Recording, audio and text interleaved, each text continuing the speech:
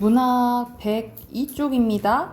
102쪽 보면은 여기서 우리 앞에서 계속 한국 소설 했었는데 여기서는 외국 소설이 나와 있네요.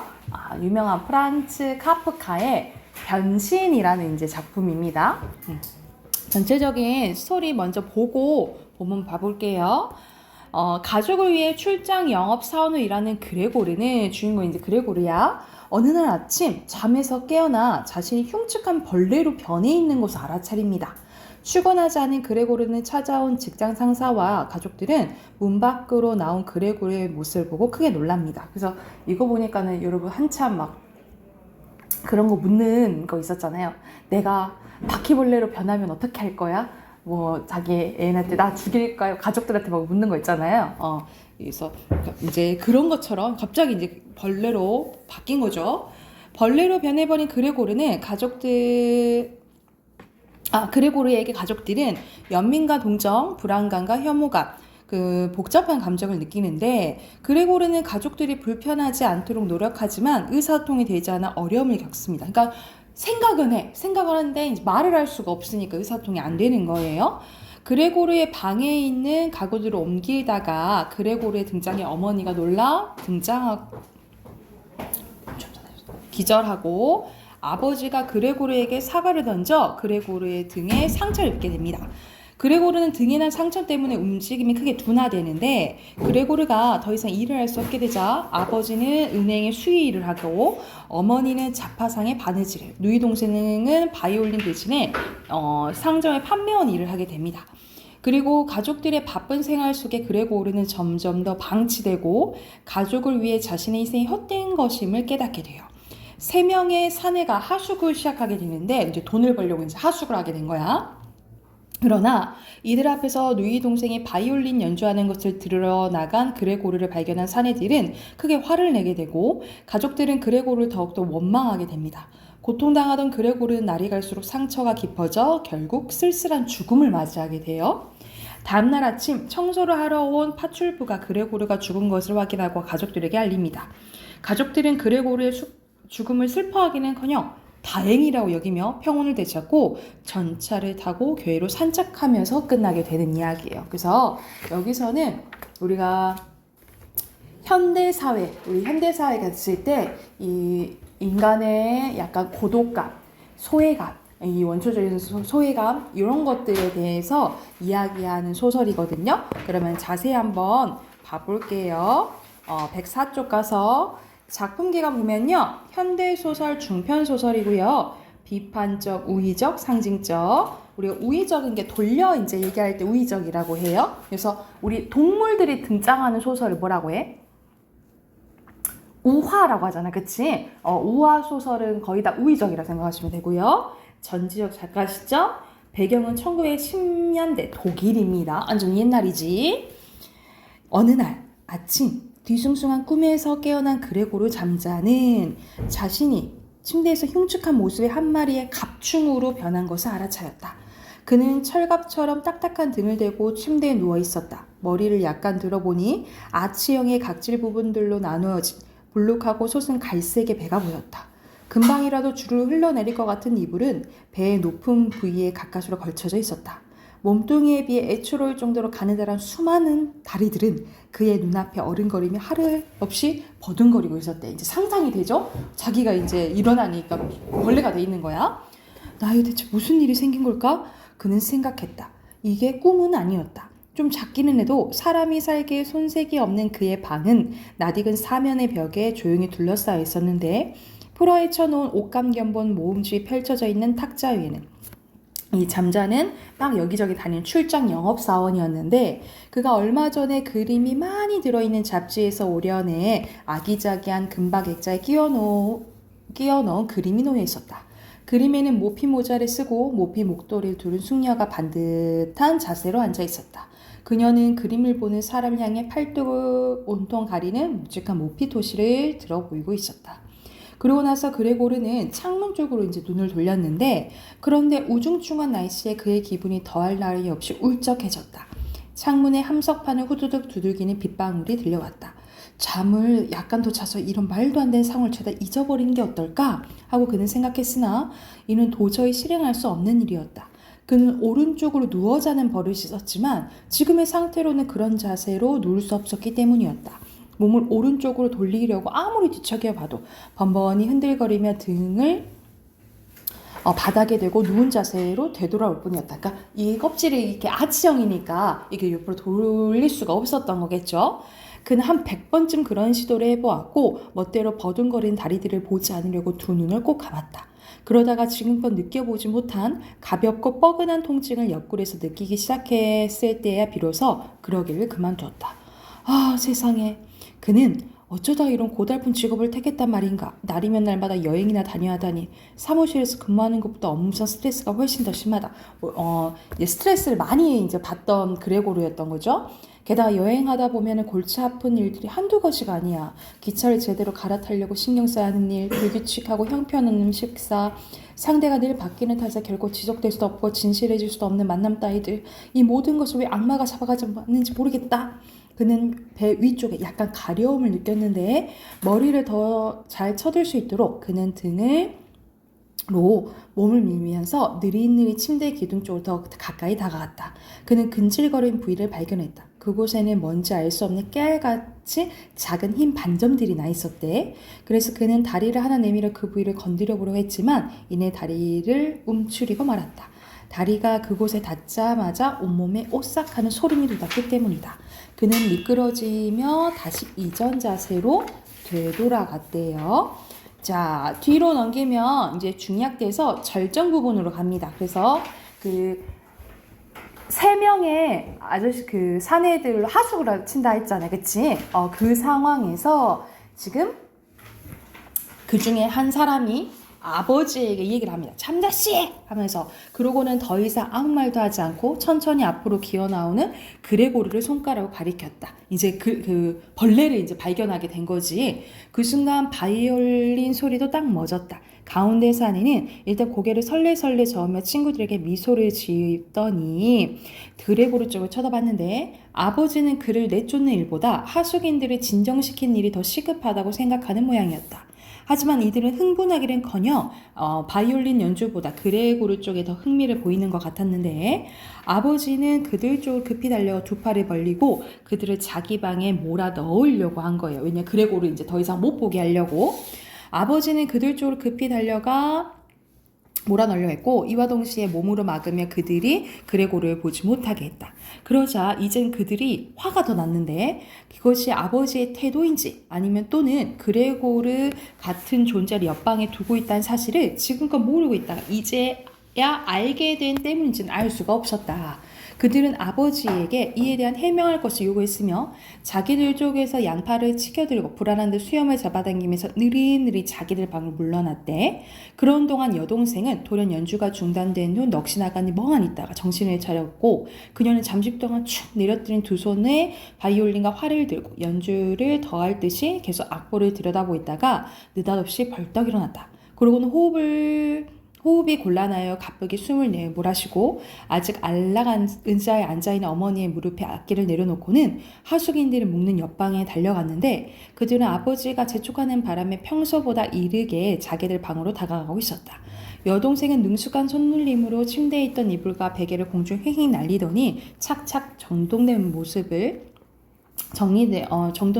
보였는데 하숙인들이 아직 방에 도달하기 전에 그녀는 잠자리 정돈을 마치고 방에서 미끄러지 빠져나왔대. 그러니까 평소에 하던 것처럼 얼른 멀리서 가니까 봐서 막 갔다가 이제 나온 거야.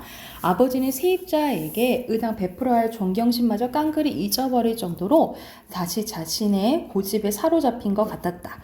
그가 계속 다그치며 몰아붙이자 급기야 가운데 산을 뭘 하냐면 이런 식으로 하면 난 선언하겠소.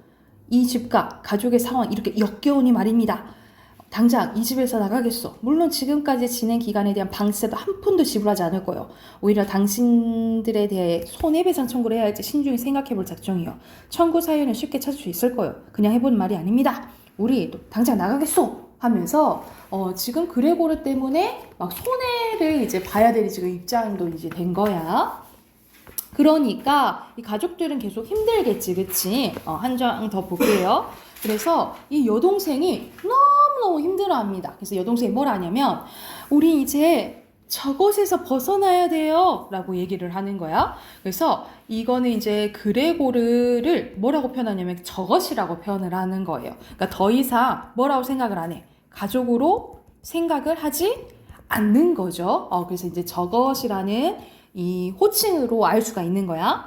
여동생은 이제 아버지에게만 말할 때 어머니는 기침을 하느라 아무 소리 듣지 못했기 때문이다. 저것 때문에 두 분이 돌아가시고 말 거예요. 그렇게 뻔해요. 우리 모두가 이처럼 힘들게 일에 앉혀지 집에서 이처럼 끝없는 괴롭힘을 당하는 것은 도저히 참을 수 없어요. 저도 더는 참을 수 없단 말이에요. 그러고는 어찌나 격렬하게 울음을 터뜨렸는지 여동생의 눈물이 어머니의 얼굴 위로 주르륵 흘러내렸대. 그러자 어머니는 기계적으로 손을 움직이며 자신의 얼굴에서 눈물을 닦아내렸다. 얘야, 아버지의 목소리에는 동정심과 눈에 띌 정도로 확연한 이해심이 담겨져 있었다. 그러니까 자기 딸은 이렇게 이해해. 근데 그레고르는 그렇게 생각해? 안 해. 그렇게 생각하지 않는 거예요? 그럼 우리 어떻게 하면 좋겠니? 그러나 여동생은 자신도 어찌할 바를 모르겠다는 표시로 그저 어깨만 으쓱할 뿐이었다. 이제 눈물 흘린 동안 그녀는 이전에 자신만만하던 태도는 온데가 떼었고 그처럼 난감한 심정이 되었던 것이다. 만일 저희가 우리 말을 알아듣는다면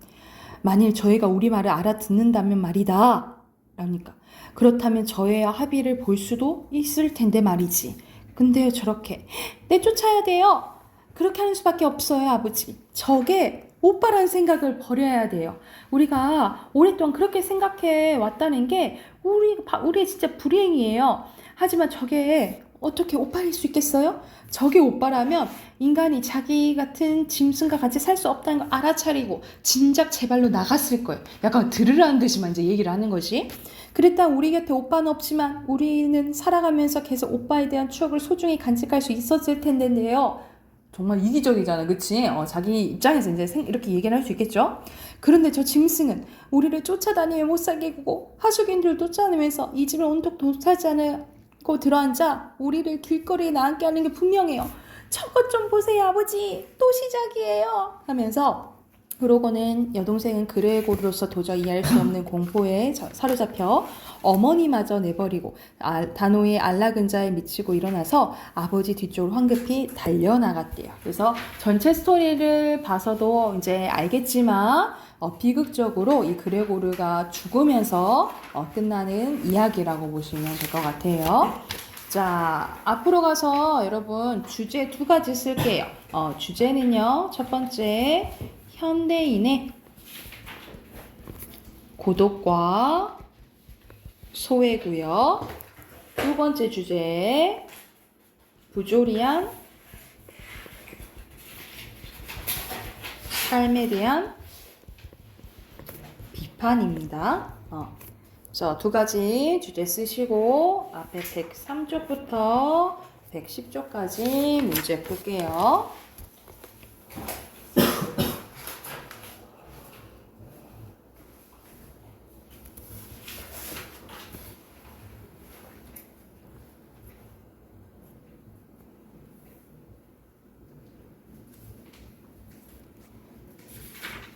네, 2단원씩.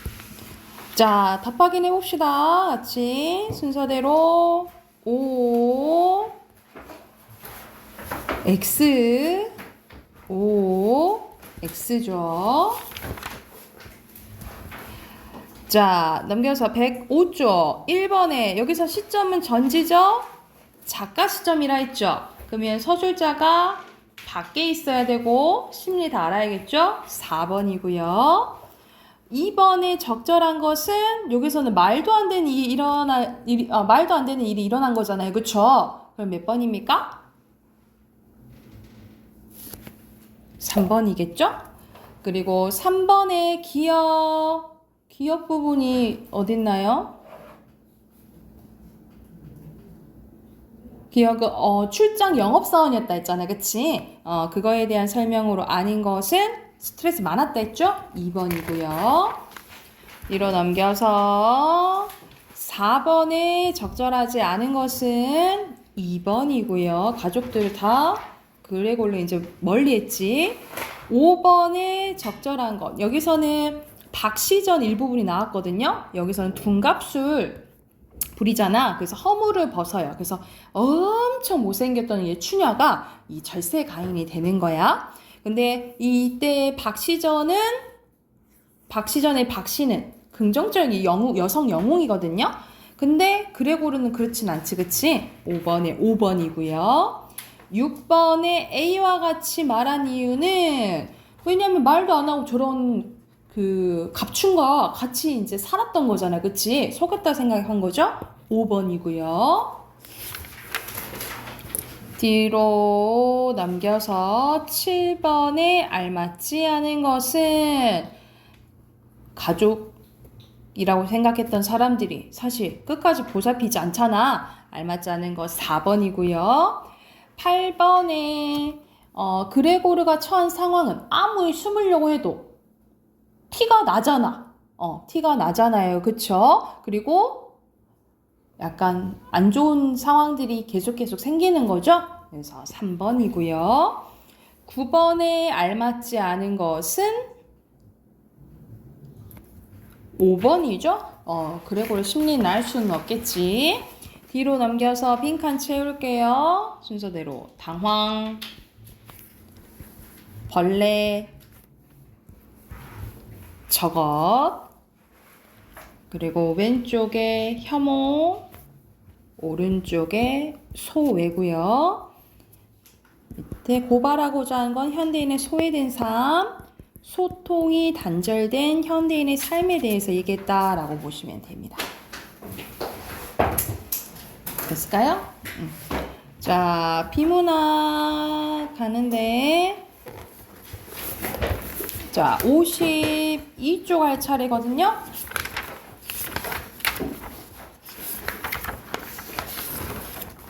어, 55쪽까지 하나 풀게요.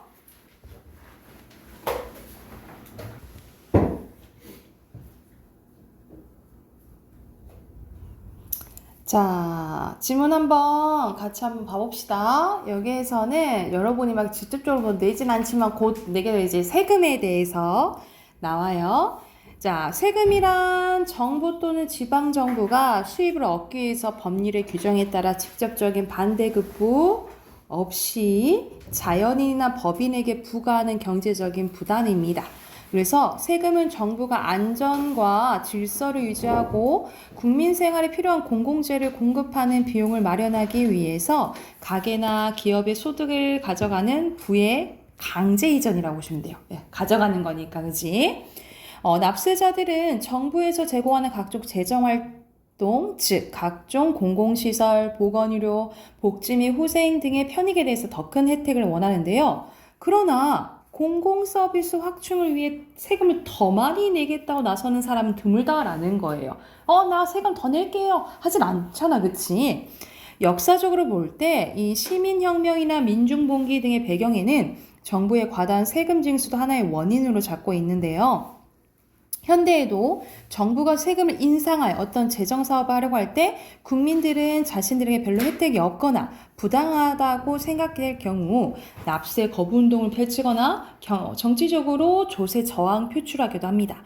그래서 세계 대부분의 국가는 원활한 재정활동을 위한 조세 정책에 골몰을 하고 있다라는 거예요. 그래서 우리 그런 말을 많이 하잖아. 세금 걷어가서 어디에 쓰냐? 뭐 이런 이제 얘기를 하잖아요. 그렇죠? 그래서 이런 불만 같은 것들은 이제 얘기를 한다 이 말이죠. 경제학의 시조인 아담 스미스를 비롯한 많은 경제학자들이 제시하는 바람직한 조세 원칙 중 가장 대표적인 것은 공평과 효율의 원칙이라 할 수 있는데, 먼저 공평의 원칙이란 특급 계급을 인정하지 않고 국민은 누구나 자신의 능력에 따라 세금을 부담해야 된다는 의미고, 효율의 원칙이란 정부가 효율적인 제도로 세금을 과세해야 하며 납세자들로부터 불만을 최소화할 수 있는 방안으로 징세를 해야 된다라는 의미입니다. 그래서 이 조세 원칙을 설명할 때 프랑스 루이 14세 때 재상 콜베르의 주장이 대표적인데요. 이 사람은 조세 원칙은 거위의 털을 뽑는 것과 같은데, 거위가 소리를 가장 적게 지르게 하면서 털을 가장 많이 뽑는 것이 가장 훌륭한 조세 원칙이다라는 거예요. 그래서 지금 여기까지 읽었는데 여기까지만 읽어도 옆에 1, 2번 다 풀 수 있거든요. 1번에 알맞지 않은 거 뭐죠? 다 세금 많이 내고 싶어요? 많이 내고 싶어 하지? 안 낸다고 했잖아요. 그치? 2번이죠. 그쵸? 자, 2번에 적절한 건 이제 나오는데 기억은 뭐야? 기억은 이 사람들의 불만을 제일 줄이게 하면서 많이 걷는 게 바람직한 조세 원칙이라 했잖아. 근데 보기는 어떤 내용이요? 보기는 필요 이상 세금을 거두어 국민 경제에 나쁜 영향을 미쳤으니까 불필요하게 거둘 필요는 없다는 거야. 필요할 만큼만 걷어야 된다라는 거예요. 그럼 보기의 관점에서 기여 같아요. 야, 많이 거둘 필요 없어. 필요한 만큼만 거두면 돼. 이렇게 말하면 되잖아. 그치? 그러면 가장 적절한 거 몇 번이겠어요? 정 몇 번? 필요한 만큼만 거둬라.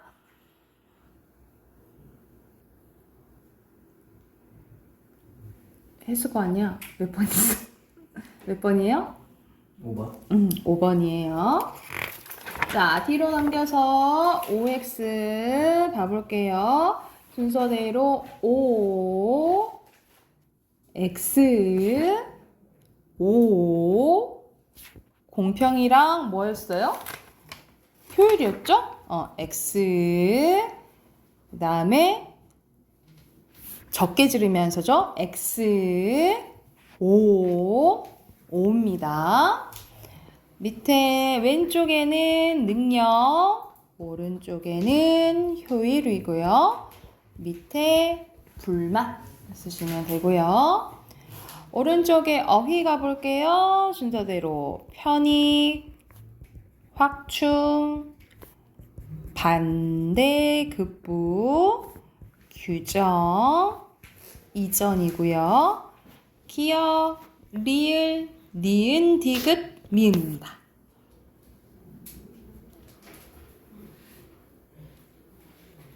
됐나요? 우리 오늘 문법 갈게요. 오늘 품사를 끝내봅시다.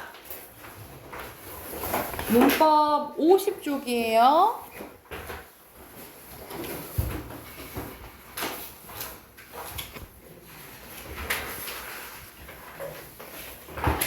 문법 50쪽 펴시면 됩니다. 자, 오늘 할 부분은 수식어입니다. 우리 수식어는 다른 말을 뭐 해주는 말? 꾸며주는 말. 그렇지. 꾸며주는 말이고 먼저 관형사가 나와 있네요. 자, 관형사는요. 우리 앞에서 배운 명대수 있죠? 묶어서 체언. 체언을 꾸며주는 단어라고 보시면 돼요. 체언을 꾸며주는 단어를 관형사라고 하고요. 자, 이 관형사도 종류가 나뉘어집니다. 세 가지로 나뉘어져요. 성상관형사, 지시관형사, 수관형사로 나뉘어지는데 성상은 세 어려운 말 아니라 했어. 성질과 상태의 줄임말이에요. 그래서 대상의 모양, 성질, 상태를 나타내는 관형사를 성상관형사라고 합니다. 대표적으로 온갖, 외딴, 새, 헌, 옛, 순 이런 식으로 좀 의미가 있으면 성상관형사라고 생각하시면 되고요. 지시는 뭐예요, 여러분? 가리키는 거잖아.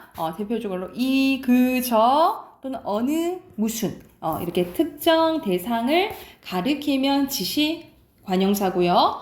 그리고 선생님이 수사할 때 수관형사 얘기했잖아. 그치? 숫자 나온다 해서 다 수사는 아니라 했어요. 뒤에 체언을 꾸며주면 뭐인 거예요? 수관형사인 거예요. 이런 식으로 단위명사 앞에서 여러 모든 대당돼요. 이런 식으로 수량이나 순서를 나타내면서 뒤에 말을 꾸며주면 뭐라는 거예요? 수관형사라고 생각하시면 돼요. 그래서 관형사에는 크게 세 가지 뭐 있다고요? 성상, 지시, 수, 관형사 이렇게 세 가지가 있고요. 자, 관형사의 특징 여기 별표. 자, 조사랑 결합하지 않나요? 자, 조사랑 결합하지 않는 게 두 가지 있거든요. 관형사랑 감탄사예요. 감탄사랑 관형사는 조사랑 결합하지 않는다라고 보시면 되고 꾸미를 받는 말의 앞에 위치해서 따라서 다른 것보다는 자유롭게 이동할 수가 없다라고 보시면 될 것 같고요. 자, 오른쪽에 부사 가볼게요. 자, 부사는 체험 이외의 것 꾸며주겠지, 그치? 자, 부사는 주로 뭐 꾸며주냐? 용언 꾸며줍니다. 우리 용언 했지? 동사랑 형용사 앞에 놓여서 어떻게 방식으로 보통 용언을 꾸며주는 단어입니다. 용언 외에도 다른 부사, 문장 전체 가끔 가다가 체언을 꾸밀 때도 있어요. 어이? 체언 꾸미는 건 관용사라 했는데, 그치? 근데 예외적으로 체언을 꾸밀 때가 있는데 대표적인 게 뭐냐면 요 바로예요. 그래서 여러분 잠깐 오른쪽에 봐볼까? 오른쪽에 이런 식으로 겨우 이만큼이니 다만 이것뿐이다. 바로, 아주, 오직, 특히 이런 식으로 지금 각각 명사랑 대명사를 이렇게 꾸며주고 있잖아요. 그쵸? 그런데 요것들은 관형사라고 하기에는 부사 역할이 더 커요. 부사 역할이 커서 예외적으로 체언을 꾸며주는 부사다라고 보시면 됩니다.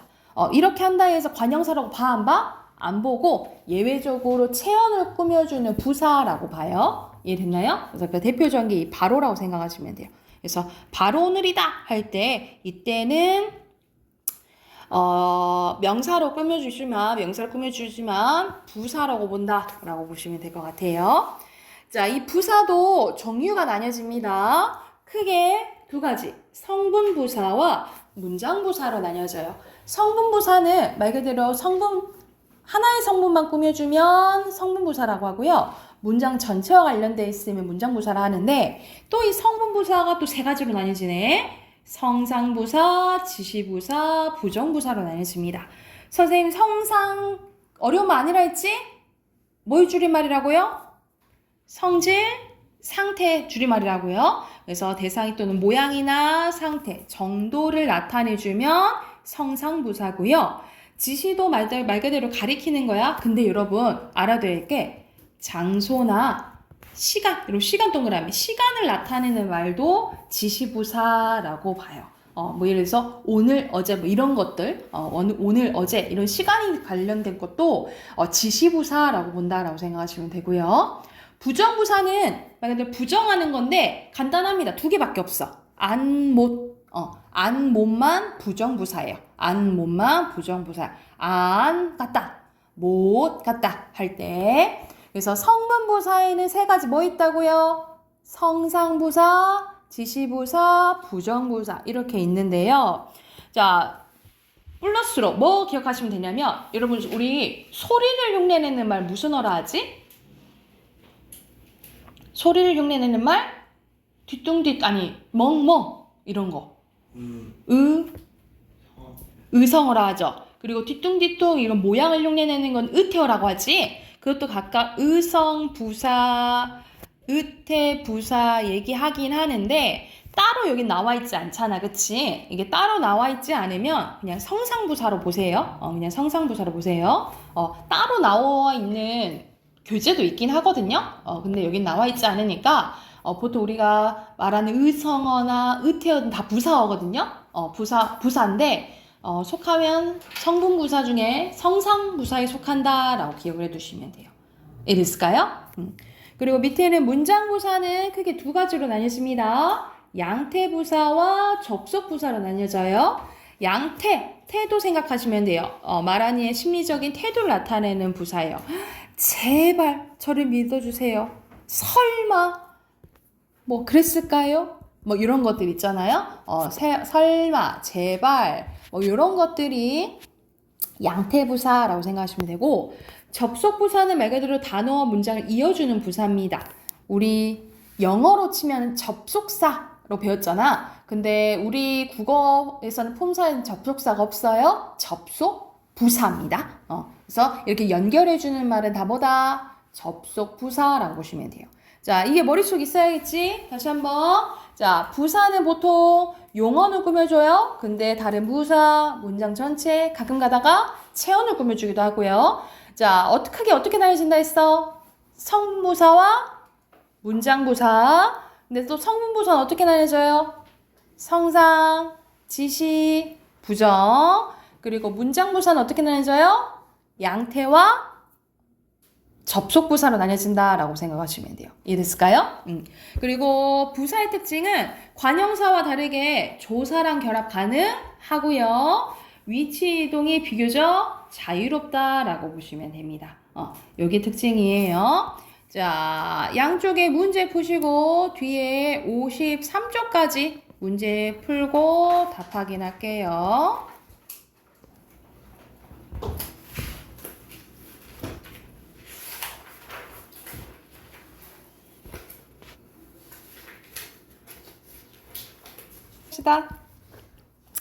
자, 50페이지부터 답 확인해 볼게요. 자, 순서대로 체언, 수, 앞이고요. 기역, 디귿, 니은, 성상, 수, 지시, 그 다음에 외딴 마을 꾸며주고요. 어느 정류장 꾸며주죠. 이렇게 쓰시면 됩니다.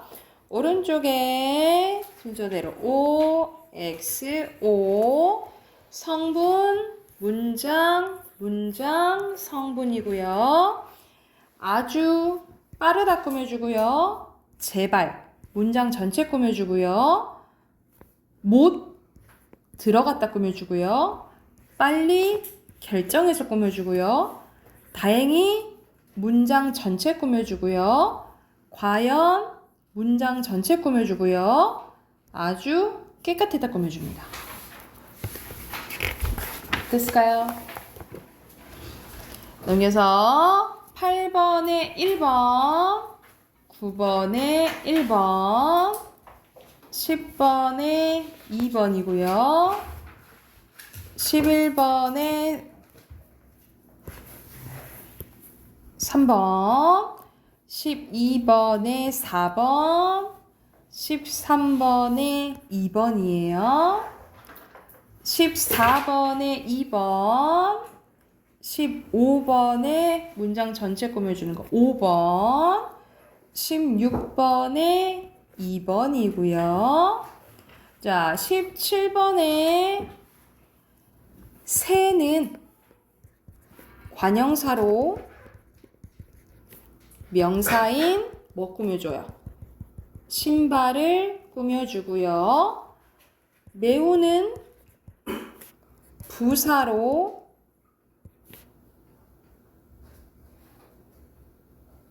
부사인 뭐를 꾸며줘요? 빨리를 꾸며준다. 이렇게 쓰면 되겠죠. 선생님 좀 뭐 쓰는 거 좀 생략했어. 새는 관형사로 명사인 신발을 꾸며주고 매우는 부사로 부사인 빨리를 꾸며준다. 이렇게 쓰면 되겠죠. 자, 밑에는 쌤이 나타난 부사 표시할게요. 드디어, 어제, 어서가 부사이고요. 부사와 관형사의 역할 차이를 쓰래요. 관형사는 뭐 꾸며줘요? 체언을 꾸미지만 차이니까 부사는 용언 또는 다른 부사, 문장 전체, 때로는 체언도 꾸미기도 하죠. 뭐 체언을 꾸미기도 한다. 이렇게 쓰시면 되겠죠. 이렇게 쓰면 되겠네. 관형사는 체언만을 꾸미지만, 체언만을 꾸미지만, 부사는 용언, 부사, 문장 전체, 체언을 꾸민다. 이렇게 쓰면 되겠죠. 됐을까요? 자, 뒤로 넘겨서, 자, 조사랑 우리 감탄사 하면은 오늘 구품사 끝나거든요. 먼저 조사 봐볼게요. 여러분, 조사는 어디에 속하냐면 관계어에 속해요. 관계어에 속하고, 자, 보통 체언이 붙어서 단어와 단어의 문법적인 관계를 나타내거나 특별한 뜻을 더해주는 게 조사라고 보시면 됩니다. 그래서 여러분, 학생들이 가장 어려워하는 부분이 이 조사를 찾는 거고, 이 조사의 또 종류가 나뉘어지거든요. 이 종류까지 이제 알아야 돼. 자, 조사입니다. 주로 체언 뒤에 붙어서 그 말과 다른 말의 문법적인 관계를 나타내거나 특별한 뜻을 더해주는 단어를 조사라고 하고요. 종류가 세 가지로 나뉘어져요. 격조사와 보조사와 접속조사로 나뉘어지는데 격조사는 앞에 오는 문장에서 일정한 자격을 가지도록 해주는 조사입니다. 그래서 이 격조사가 붙으면 문장에서 하는 역할이 정해진다라고 보시면 되거든요. 그게 이제 문장 성분이에요. 문장 성분 역할을 하도록 만들어주는 게 이 격조사입니다. 그래서 여러분 오른쪽 봐봐. 이 격조사가 총 7개가 있거든요. 그래서 왜냐하면 문장 성분이 총 7개이기 때문이에요. 주어를 만들어주는 게 주격조사입니다. 주격조사에 뭐 있어? 대표적으로 이가 깨서 있어요. 높음에 깨서, 이가 깨서. 목적어를 만들어주는 게 목적격 조사인데 목적격 조사는 를, 그리고 복격 조사가 있는데 보어를 만들어주는 복격 조사인데 여러분 복격 조사는 이 가를 복격 조사를 하거든요. 근데 주격 조사는 형태가 똑같잖아. 근데 보어는 어디 앞에서만 보어라 했어? 서술어? 되다? 아니다? 앞에서만 보어라고 했어요. 이거 기억해야 되지? 되다, 아니다, 앞에서 이 가가 붙은 게 복격조사라고 보시면 되겠고요. 자, 서술격조사는 하나 있어요.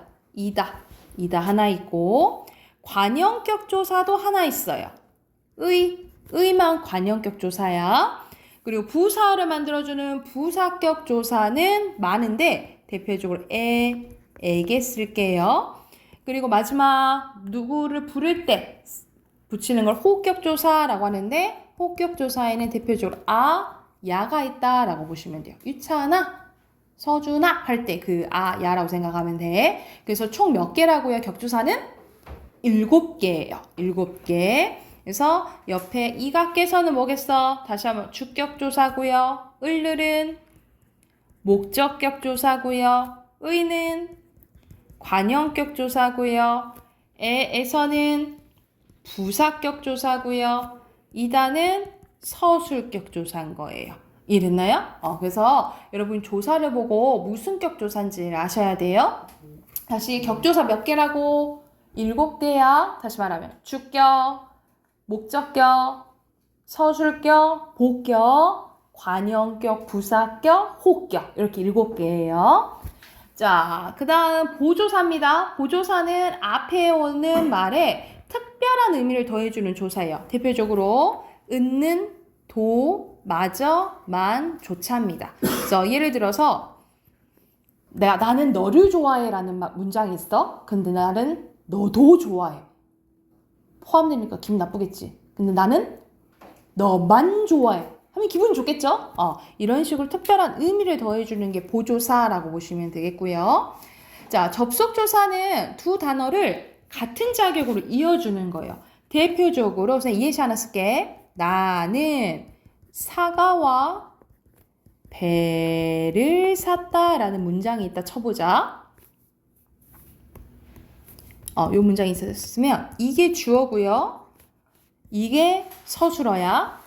그런데 요 문장 전체가 일일이부터 이게 목적어예요. 근데 지금 사과와 배를 묶어주는 게 뭐야? 와지. 그치? 그래서 이 와는 어떤 역할을 하냐면 사과와 배를 연결시켜줌으로써 같은 뭐로 만들어주는 거예요? 같은 목적어로 만들어주는 거예요. 그래서 이 와가 뭐다? 접속조사다라고 보시면 돼요. 이게 접속조사인 거야. 그래서 조사에는 종류 3가지 뭐 있어요? 격조사와 보조사와 접속조사 이렇게 있다라고 보시면 되고 조사의 특징은 홀로 쓰일 수 없고요. 다른 말에 붙어서만 나타나고 주로 체언과 결합하지만 용언부사, 다른 조사랑도 결합 가능해요. 근데 안 붙는 게 있다 했지? 뭐가 안 붙나 했지? 관형사랑 감탄사에는 붙어요 안 붙어요? 안 붙는다 라고 써놓으세요. 관형사랑 감탄사는 안 붙어요. 그리고 활용하지 않는 불변어고요. 불변어인데 예외적으로 서술격 조사 2단은 가변어다 라고 보시면 돼요. 연필이다, 연필이야, 연필이니, 연필이구나 이런 식으로 예외적으로 서술격 조사 2단은 뭐다? 얘만 가변어고 나머지는 불변어다라고 보시면 돼요. 자, 마지막 감탄사입니다. 여러분 이거 보조사의 의미 참고하시고 이거 참고하시고요. 자, 감탄사의 의미는 감탄사는 독립어에 속해요. 그래서 말하는 사람의 놀람, 느낌, 부름이나 대답을 나타내는 단어를 얘기하고요. 자, 놀람이나 느낌을 나타내거나 부름, 대답을 나타내는 감탄사 나뉘어져 있고, 자, 아까 선생님이 이야기했듯이 조사랑 결합한다고요? 안 한다고요? 결합하지 않고요. 단독으로 문장을 이룰 수 있고요. 문장 안에서 위치를 자유롭게 옮길 수 있고 생략해도 무방하다라고 보시면 됩니다. 그러면 우리 구품사 끝나요. 자, 뭐 있었어? 명사, 대명사, 수사, 관형사, 부사, 조사, 감탄사, 동사, 형용사였어요. 이렇게 이제 구품사예요. 자, 마지막 문제 쭉 풀어봅시다. 54쪽부터 뒤에 57쪽까지 또 풀고 답 확인해 볼게요.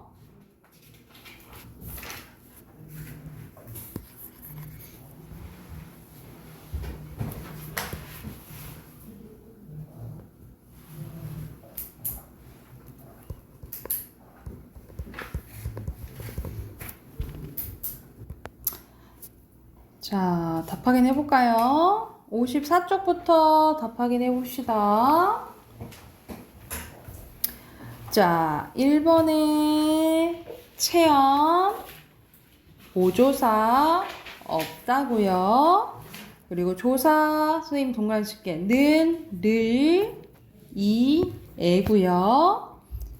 3번에 접속조사, 보조사, 격조사, 격조사고요. 그 다음에 조사는, 이, 는, 에서, 를 깹니다. 됐나요?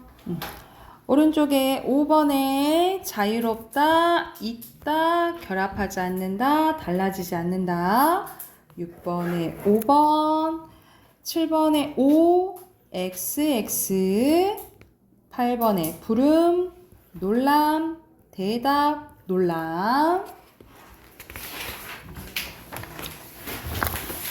자, 9번에 5번, 10번에 하나, 둘, 셋, 넷, 5개네요. 3번, 11번에 1번, 12번에 2번. 여러분 보통 이 동사랑 형용사 이렇게 붙어 있으면은 아니에요. 이거는 어미입니다. 어미. 이건 어미예요. 그리고 13번에 5번 접속조사죠. 14번에 4번, 15번에 1번, 16번에 3번, 17번에 3번이죠. 자, 18번에 2단은 구체적인 종류 쓰라고 하니까 2단은 격조사이고 잠깐만. 차이점도 쓰라 하네. 그치? 일정한 그 쓰면 되겠죠. 일정한 자격을 부여해주는 격조사이고요. 도는 특별한 의미를 더해주는 뭐예요? 보조사이다. 이거 쓰면 되겠죠. 2단은 일정한 자격을 보여주는 격조사고 도는 특별한 의미를 더해주는 보조사다. 이렇게 쓰시면 돼요. 됐을까요? 그리고 여러분이 봐도 이게 격조사고 이게 보조사인 건 알잖아. 그치? 그런데 이 조사의 쓰임에 따라 의미가 어떻게 달라지는지를 써야 되는데요. 자, 뭐라고 쓰시면 되냐면 첫 번째 문장은 가는 격조사죠. 격조사이므로 특히 무슨 조사예요? 주격조사죠. 그래서 뭐라 쓰시면 되냐면 책을 읽는 주체가 희수임을 나타내는 문장이고요. 많은 보조사죠. 근데 많은 한정이란 뜻이거든요. 그래서 책을 읽는 주체가 오직 희수뿐이라는 한정하는 문장이다. 이렇게 쓰시면 되겠죠. 똑같이 여러분 이게 똑같이 주어이긴 한데 의미가 달라지는 거야. 그래서 여긴 격조사, 이게 보조사니까 이렇게 달라진다라고 생각하시면 돼요. 다 됐나요? 넘어도 될까요? 그러면 오늘은 여기까지 하고요. 뒤에 선생님 숙제 내주려다가 이거는 다음 주에 와서 합시다. 틀린 단어만 써 오세요.